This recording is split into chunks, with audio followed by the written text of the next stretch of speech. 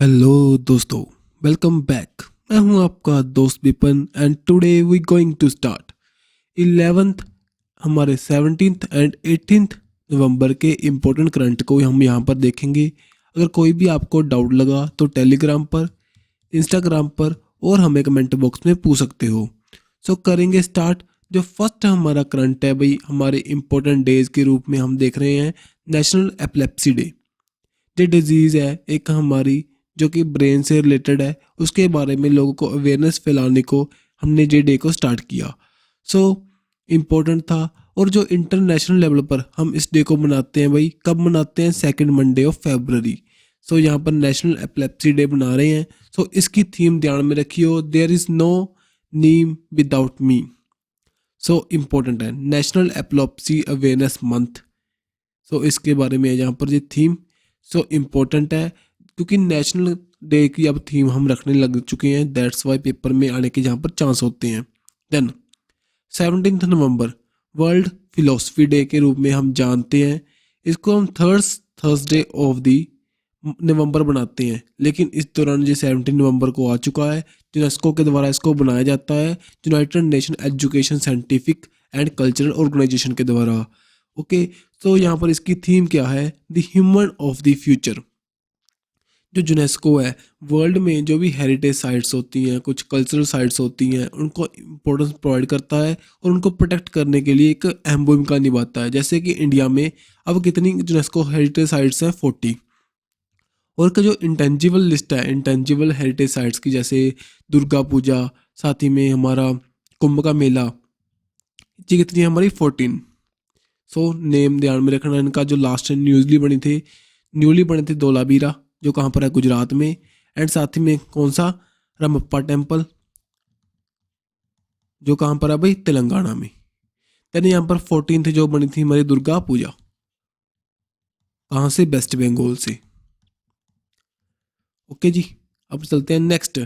16 नवंबर को हम बनाते हैं वर्ल्ड कोप्ट डे, जहाँ पर देखिए क्रोनिक ऑब्स्ट्रक्टिव पल्मोनरी डिजीज, उनके बारे में अवेयरनेस फैलाने को ये डे स्टार्ट हुआ। लेकिन थर्ड वेडनेसडे ऑफ नवंबर हम इसको मनाते हैं।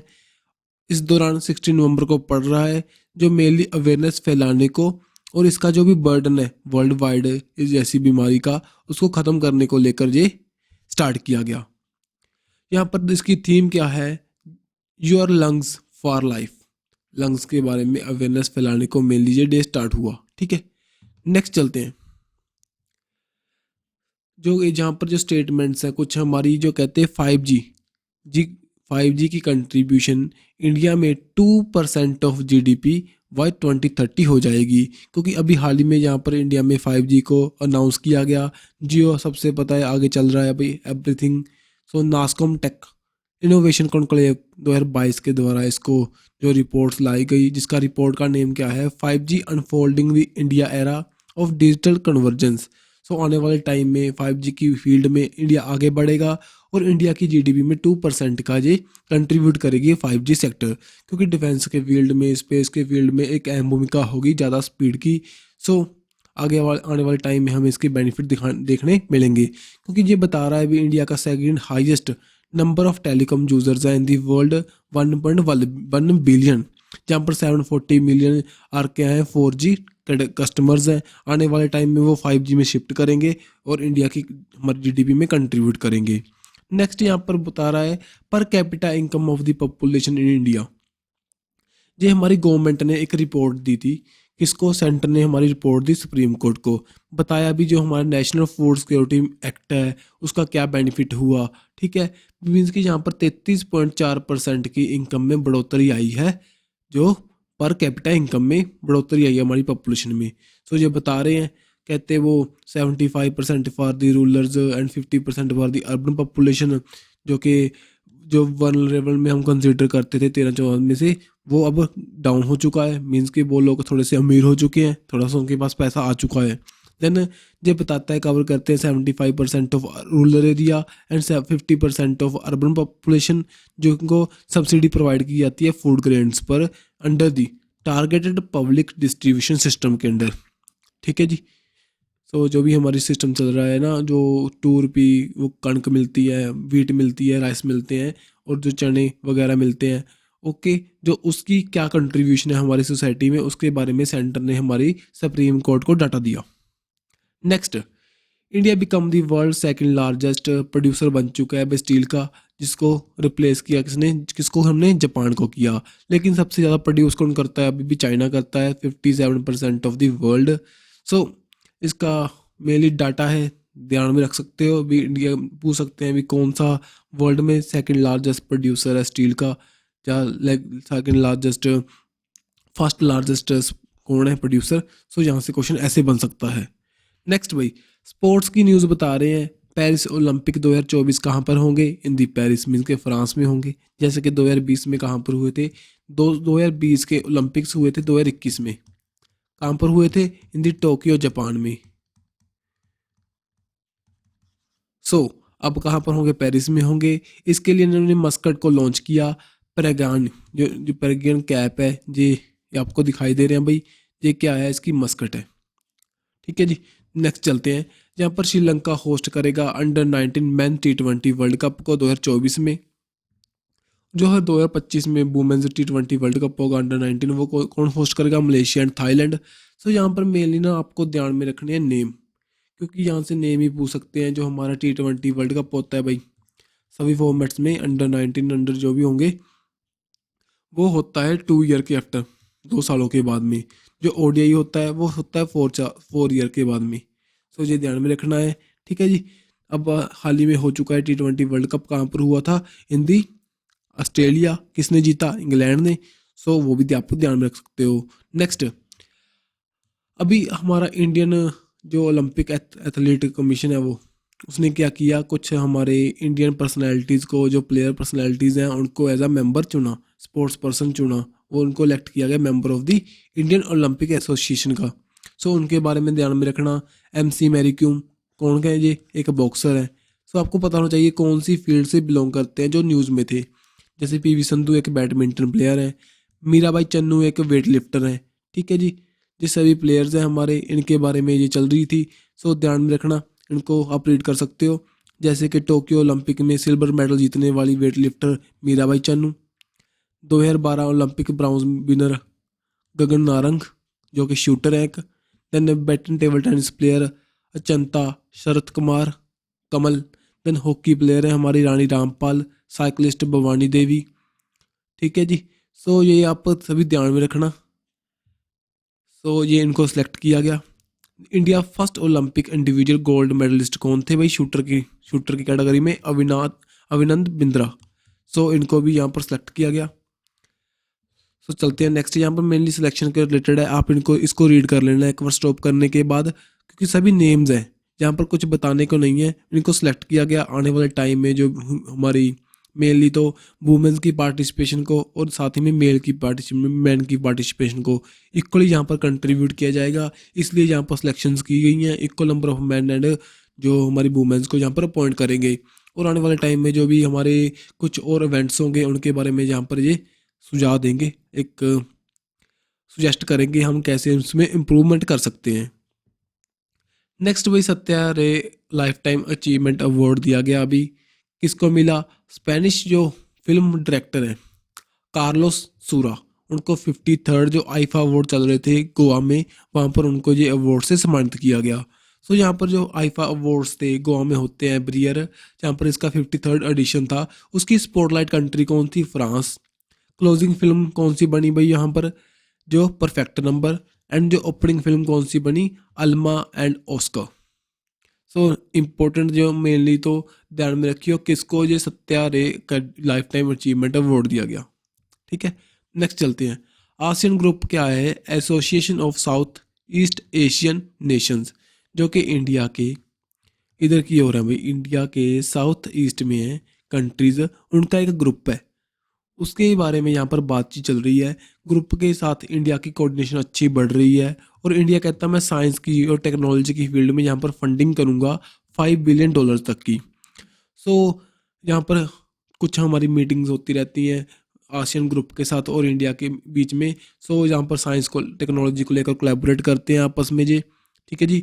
यहाँ पर जो एक फंड बनाया गया था आसियन इंडिया फंड, जो कि कब बना था, जो 2008 में, इसको डेडिकेट इंडियन जो ASEAN India science and technology development fund के रूप में इसको जाना गया हमने।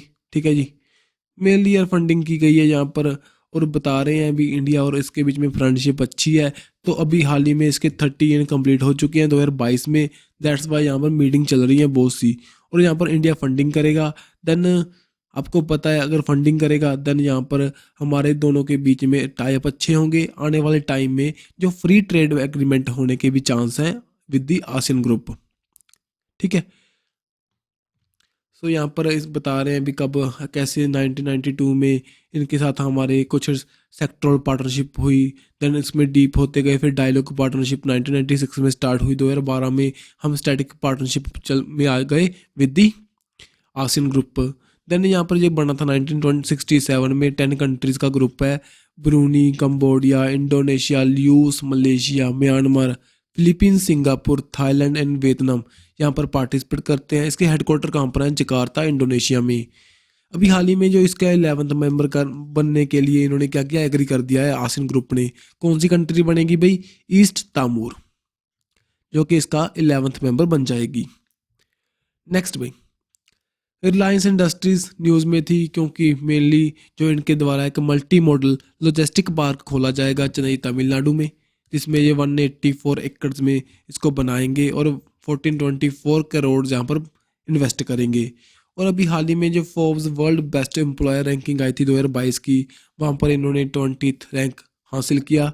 और देन TRA, ये क्या है भाई? TRA ये एक टेलीकॉम के बारे में बताता है, जो कि एक यहाँ पर हमारी लिस्ट निकाली जिसने, इसने बताया इंडिया का मोस्ट डिज़ायरेबल ब्रांड।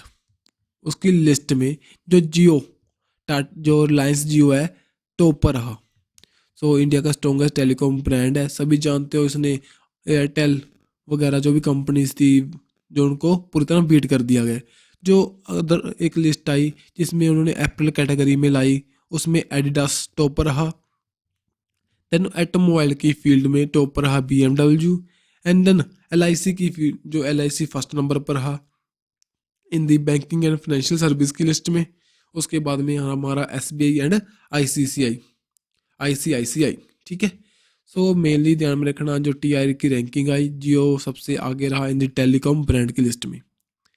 देन उसके बाद में Andhra Pradesh 55th national library week यहाँ पर करवाया गया, जो कि आंध्र प्रदेश की सभी लाइब्रेरीज हैं। 14 नवंबर को इसको करवाया गया, जो मेनली स्कूल एजुकेशन डिपार्टमेंट के द्वारा करवाया गया। वी लव रीडिंग एक इनिशिएटिव है, उसके अंडर इसको करवाया गया, ताकि जो हमारे चिल्ड्रंस में एक लाइब्रेरी को लेकर एक पॉजिटिव सेंसेशन हम डाल सकें, भी वो हम हमारी रीडिंग करने को एक प्रेफरेंस देना स्टार्ट कर चुके। ठीक है। सभी आप जानते हो अब हम जो हमारी डिजिटल एजुकेशन की तरह चलते जा रहे हैं, उसका हमारे पर नेगेटिव इम्पैक्ट भी पड़ रहा है, क्योंकि साथ में डिस्ट्रैक्शन भी हमारे साथ आती है। सो दैट्स वाई इनको प्रमोट करने के लिए लाइब्रेरी को आंध्र प्रदेश गवर्नमेंट के द्वारा ऐसा स्टेप उठाया गया। देन कबड्डी वर्ल्ड कप 2025 को कौन होस्ट करेगा भाई? ये करेगा इंग्लैंड। सो इससे पहले सभी जहाँ पर एशिया कर रहा था, इंडिया के जो लास्ट 3 एडिशन हुए थे वो इंडिया में ही हुए थे। ओके। सो मेनली ध्यान में रखियो, जो आने वाला 2025 का कबड्डी वर्ल्ड कप होगा, कौन होस्ट करेगा उसको? England. Then rule of law index अभी हाल ही में रिलीज किया गया। किसके द्वारा किया गया? By the International Civil Society Organization and World Justice Project के द्वारा, जहाँ पर इंडिया की रैंकिंग 77th रही इन आउट ऑफ 140 कंट्रीज, जहाँ पर स्कोरिंग हमारी 50 है। जो रिपोर्ट बताती है जो रूल ऑफ लॉ है डिक्लाइन कर रहा है, रिस्पेक्टिव जो हमारे 5 ईयर से रेगुलरली ये डिक्लाइन करता जा रहा है। डेनमार्क रहा फर्स्ट नंबर पर। ओके जी। एंड लास्ट पर तो यहाँ पर रहा हमारा वेनेजुएला। ठीक है जी। सो यहाँ पर जो रैंकिंग है मेनली ध्यान में रखनी होगी, जो रूल ऑफ लॉ क्या है, लॉ के बारे में जो प्रॉपर वहाँ पर फॉलो किया जाता है उसको लेकर है। सो यहाँ पर इंडिया 77th नंबर पर है। नेक्स्ट यहाँ पर इंडिया का first hydrogen fuelled cell catamaran vessel launch की गई, जो कि कोचिन शिपयार्ड लिमिटेड के द्वारा बनाई गई थी। ठीक है जी। सो यहाँ पर वाराणसी उत्तर प्रदेश में इसको उसके लिए इसको बनाया गया, वहाँ पर इसको लॉन्च किया जाएगा। ठीक है। नेक्स्ट, उड़ीसा। उड़ीसा क्या बता रहा है भाई, स्लम फ्री बनाएगा, सभी यहाँ पर स्लम फ्री हो जाएगा उड़ीसा बाय दी 2023 के तक। ओके। देन उड़ीसा सेलिब्रेट किया उसने मांडिया डे। मांडिया डे में जब कब किया, फर्स्ट थर्सडे ऑफ मंगलसिरा। कब यार, मेनली तो नवंबर में इसको सेलिब्रेट करते हैं। 10 नवंबर को ये डे आया था, जो कि मिलेट डे के रूप में हम इसको जानते हैं, जो कि मिलेट की प्रोडक्शन को पॉपुलर जो यहाँ पर प्रमोट करने के लिए इसको स्टार्ट किया जाएगा। जो गवर्नमेंट चाहती है भी हमारी मिलेट की प्रोडक्शन बढ़े, एक हमारा प्रोटीन जो भी हमारे न्यूट्रिएंट रिच डाइट है उसको हम प्रॉपरली प्रोवाइड कर पाएंगे हमारी सोसाइटी को। साथ ही में फार्मर्स की एम्पावरमेंट के लिए भी हम काम करेंगे इसके अंडर। ठीक है। देन यहाँ पर बता रहा है अभी मिशन है जो वहाँ पर कुछ 19 डिस्ट्रिक्ट में इसको किया जाएगा। सो ये हमें ध्यान में रखने की ज़रूरत नहीं है भाई। अगर आप उड़ीसा से बिलोंग करते हो देन आपको इसको रीड करना होगा।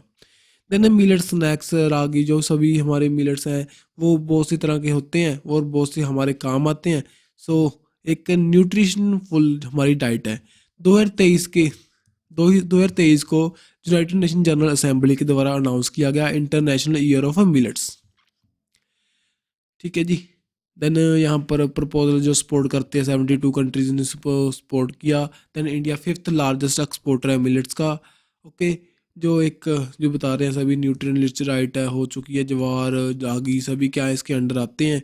Then one of the major producer of the millets in the world, India सबसे भी एक मेजर प्रोड्यूसर है। 41% जो हमारी वर्ल्ड का है हम ही इंडिया में प्रोड्यूस करते हैं। देन जो मेनली जहाँ पर राजस्थान, आंध्र प्रदेश, तेलंगाना, कर्नाटका, यहाँ पर इसको प्रोड्यूस किया जाता है भाई मिलेट्स को सभी को। ठीक है। जो मेनली हमारी गवर्नमेंट ने बताया था भी एक न्यूट्रिशन सीरियल है ये इन अप्रैल 2018 में, जो mainly protein, fibres, minerals, iron सभी का रिच सोर्स है। इसकी प्रोडक्शन के लिए हमारी गवर्नमेंट काम कर रही है और 16% से ये इंक्रीज हुई है। 1726 मिलियन टन जहाँ पर प्रोड्यूस किया था हमने 2019 और 20 में। ठीक है जी। जो पहले हमारी प्रोडक्शन बहुत कम हुआ करती 2015-16 में कितनी थी, 14.5 मैट्रिक टन, मिलियन टन। ठीक है। नेक्स्ट यहाँ पर बता रहा है भाई India set become the world most populous country in the 2023 में। 2023 में इंडिया पॉपुलेशन ज़्यादा हो जाएगी सभी जानते हो, क्योंकि अभी जो 11 जुलाई को हमने वर्ल्ड पॉपुलेशन डे बनाया था उस दौरान बताया गया था अभी जो पॉपुलेशन है हमारी वर्ल्ड की 8 ट्रिलियन को पास कर जाएगी। 8, ठीक है, 8 बिलियन को पास कर जाएगी नवंबर तक, वो पास कर चुकी है। और आने वाले टाइम में मीन कि 2023 में हम बीट करेंगे चाइना को, हमारी पॉपुलेशन सबसे बढ़ जाएगी। जो यूनाइटेड नेशन की रिपोर्ट आई थी उसके अकॉर्डिंग बताया गया। ठीक है। और आने वाले टाइम में जो भी पॉपुलेशन इंक्रीज होगी उसका इम्पैक्ट क्या पड़ रहा है अभी हमारे इंडिया में। जो हमारी पॉपुलेशन है वो ज़्यादा बूढ़ी होती जा रही है, उसकी एज बढ़ती जा रही है और हमारी 2.1 अभी बर्थ रेट रह चुका है। सो उसका भी इम्पैक्ट पड़ेगा, पॉपुलेशन आने वाले टाइम में डिक्लाइन करने के चांस हैं। ठीक है। नेक्स्ट चलते हैं भाई। न्यू दिल्ली रिपोर्ट में था, न्यूज़ में था 41st एडिशन जहाँ पर करवाया गया इंडियन इंटरनेशनल ट्रेड फेयर का। ठीक है जी। न्यू दिल्ली में जो कि हमारे commerce and industry minister Piyush Goyal के द्वारा इनॉग्रेट हुआ। थीम क्या है, vocal for local and local to global. Then उसके बाद में नीति आयोग के द्वारा यहाँ पर हेल्थ पवेलियन भी रखा गया था जिसकी थीम थी heal in India, heal by India. Then Satya academy के द्वारा 8 डे बुक फेयर करवाया गया न्यू दिल्ली में। न्यू दिल्ली हमारा हब है यार, एवरीथिंग जहाँ पर ही होती है, दैट्स वाई। सो यहाँ पर बहुत से इवेंट होते हैं, सो आपको ध्यान में रखने होंगे। जैसे बुक फेयर कहाँ पर हुआ, इंडिया में, न्यू दिल्ली में हुआ, वर्ल्ड में पूछ सकते हैं। देन पहले आपको सुना होगा किसी और कंट्री में होगा। देन वो जो होता है ना वो आप रेलिवेंट जो आपके नज़दीक में, पेपर के नज़दीक में 1-2 मंथ में आए होंगे, वहाँ से ये ऐसे क्वेश्चन बन सकते हैं। Then Indian National Library Academy Central Institution for the Literacy Dialogue Publication and Promotion के लिए काम करता है। मेनली तो लिटरेसी जो हमारी लिटरेसी अकेडमी इन्हीं में प्रमोट करता है, जो डायलॉग एंड पब्लिकेशन के लिए काम करता है। 24 इंडियन लैंग्वेज है उनको प्रमोट करता है, साथ ही में इंग्लिश को। देन यहाँ पर फिनलैंड एक स्कैंडिनेवियन कंट्री है भाई, बाल्टिक सी के साथ इसकी बाउंड्री लगेगी और यहाँ पर इसने पार्टनरशिप की है इंडिया के साथ, जो कि digitally partnership in future, digital हमारी कोऑपरेशन को बढ़ाने के लिए ये पार्टनरशिप हुई, जो फिनलैंड है न्यूज़ में रहता है क्योंकि ये पार्ट बनना चाहता था नाटो का। फिनलैंड एंड स्वीडन बनना चाहते थे, लेकिन टर्की ने इनकी एंट्री रोक दी थी। सो दैट्स वाई ये न्यूज़ में रहता था। और इनकी जो वहाँ की जो पीएम है कौन है, सना मारिन। ठीक है, जब पहले सबसे कम उम्र की पीएम बनी थी। ठीक है जी, नेक्स्ट चलते हैं मेघालय। यहाँ पर बंगाला डांस अभी हाल ही में इनॉग्रेट किया गया। सो मेनली उमाम उमियम लेक है, उसके बैंक पर इसको किया जाता है भाई। यहाँ पर एक फेस्टिवल मनाते हैं, राइजिंग सन वाटर फेस्टिवल 2022 का, वहाँ पर इसको करवाया जाता है। ठीक है, सो मेनली पूछ सकते हैं भी जो बंगाला बंगाला डांस है वो कौन सी स्टेट से बिलोंग करता है। सो ऑप्शन दे देंगे आपको भी, ये वेस्ट बंगाल, राजस्थान, देन आप इसका आंसर टिक कर सकते हो। जो हमारी यहाँ पर उमामियम लेक है उसको यहाँ पर बरापानी लेक भी कहते हैं। एक आर्टिफिशियल लेक है भाई, जो कि एक डैम की कंस्ट्रक्शन के बाद में हमारी नेचर में दिखाई दी। देन उमाम हाइड्रो इलेक्ट्रिकल प्रोजेक्ट भी इस पर लगा हुआ है, जो कि इलेक्ट्रिसिटी प्रोवाइड करता है मेघालय एंड असम को। नेक्स्ट यहाँ पर मणिपुर में सेंगाई फेस्टिवल बनाया गया, जो कि यहाँ पर स्टेट एनिमल है मणिपुर का, उसके नेम पर इस फेस्टिवल को बनाते हैं। ये स्टार्ट हुआ था 2010 में। यहाँ पर बहुत सी countries like Bhutan, Egypt, Cambodia, Maldives यहाँ पर इस फेस्टिवल में पार्टिसिपेट करते हैं। वहाँ के जो रिप्रेजेंटेटिव जो मेनली जो म्यांमार का हमारा मणिपुर का जो टूरिज्म डेस्टिनेशन को जो शोकेश करने के लिए वर्ल्ड में इसको हम स्टार्ट किया। देन उसके बाद में यहाँ पर हमारे कल्चरल आर्ट्स को यहाँ पर प्रमोट किया जाता है वाई दिस हमारे फेस्टिवल। नेक्स्ट भाई, क्लाइमेट शील्ड फंड अभी लॉन्च किए गए थे किसके द्वारा, G7 ग्रुप के द्वारा। G7 कंट्रीज कौन कौन सी हैं सभी बताओ। Germany, USA, UK, France, Canada, then उसके बाद में इटली, देन उसके बाद में जापान। 7 कंट्रीज का मेंबर है भाई। पहले 8 कंट्री हुआ करती थी, रशिया भी इसके साथ में था। लेकिन 2014 में क्या हुआ, रशिया ने कर दिया यूक्रेन के क्रीमिया रीजन पर अटैक। दैट्स वाई उसको G8 ग्रुप से निकाल दिया गया और देन G7 ग्रुप होंद में आया। देन G7 ग्रुप के द्वारा अभी हाल ही में shield fund, climate shield fund launch किए गए और यहाँ पर सभी कंट्रीज़ फंडिंग करेंगी। जो कि कंट्रीज़ हम अभी हाल ही में किसी भी तरह के डिज़ास्टर से गुजरी हैं, देन उनको ये हेल्प करेंगे। जैसे पाकिस्तान, गाना, Bangladesh, Costa Richa, Fiji, Philippines and साथ ही में सेगल, सभी कंट्रीज़ को यहाँ पर ये फंडिंग की जाएगी। सो हमारे लिए इतना इम्पोर्टेंट है भाई, पाकिस्तान इसमें है लिस्ट में। सो दैट्स वाई हमें पढ़ना पड़ेगा थोड़ा सा। और G7 ग्रुप है, G7 ग्रुप के द्वारा एक FATF लिस्ट भी लाई गई थी, जिसमें ग्रे लिस्ट होती है, एक ब्लैक लिस्ट होती है। ग्रे में अभी हाल ही में पाकिस्तान को निकाल दिया और ब्लैक में किसको, म्यांमार को डाल दिया। सो ऐसे कंसेप्ट चलते रहते हैं भाई। सो यहाँ पर फंडिंग की जाएगी जो इन्होंने अनाउंस किया COP27 में, जो कहाँ पर चल रही है, इजिप्ट में। ठीक है, जहाँ पर मेनली डिजास्टर हिट कंट्रीज हैं उनको ये हेल्प करेंगे। यहाँ पर 170 मिलियन यूरो यहाँ पर फंडिंग की जाएगी जर्मनी के द्वारा। देन उसके बाद में डेनमार्क एंड आयरलैंड पार्टिसिपेट करेंगे जहाँ पर 40 मिलियन के साथ। ठीक है, देन 17 जो G20 की समिट चल रही थी भाई बाली इंडोनेशिया में, इंडिया ने यहाँ पर पार्टिसिपेट किया। इंडिया के जो हमारे लीडर है मीन्स के PM मोदी ने, सभी हमारे यहाँ पर USA के प्रेसिडेंट, चाइनीज़, वो वहाँ पर उनसे बातचीत करेंगे। और मेनली ध्यान में रखना G20 की थीम क्या थी, recovering together recover stronger. Mainly जो इकोनॉमिक का लॉस पड़ा है हमें कोविड के बाद में, रशिया और यूक्रेन की वॉर के बाद में, कैसे हम इसको रिकवर कर सकते हैं उसके बारे में बातचीत यहाँ पर की जाएगी। और जो हमारी G20 की प्रेसिडेंटशिप 2023 के लिए इंडिया के पास है। इंडिया जहाँ पर इसकी मीटिंग लेगा Jammu and Kashmir, Ladakh and other parts of the India. इसके जो हमारे शेरपा कौन बन चुके थे भाई, शेरपा अमिताभ कांत। ठीक है जी, देन उसके बाद में जो G20 को लेकर हमारा अभी हाल ही में आपको पता होगा इन्होंने लॉन्च किया था उसका आइकन, उसका विवाद पड़ा था क्योंकि यहाँ पर कमल की फोटो दिखाई दे रही थी। तो अदर कंट्री जो हमारी इंडिया में अदर पार्टीज हैं वो बता रही हैं भी अपने जो सिंबल को जे वर्ल्ड में वाई दिस सिंबल प्रमोट करना चाहते हैं। लेकिन जो हमारा लोटस है ये पार्ट भी है हमारा, एक नेशनल सिंबल भी है, नेशनल फ्लावर है। दैट्स वाई जो ये कंसेप्ट चल रहा था वो आप ध्यान में रखना भी। हमारे जो सिंबल लॉन्च किया गया ओके।